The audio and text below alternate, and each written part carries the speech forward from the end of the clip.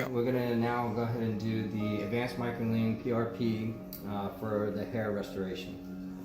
Basically the same process. I'm allowed to distribute as much serum as I want to into the hair follicle at a different depth of the needle.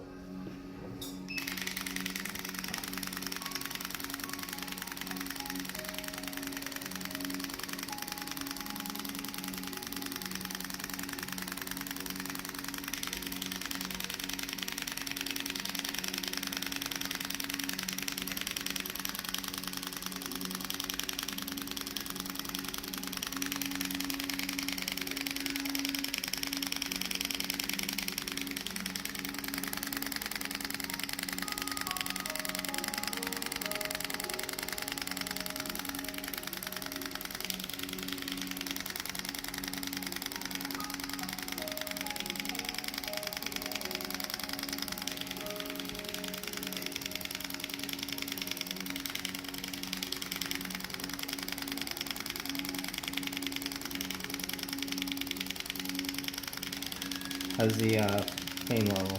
I can't feel a thing.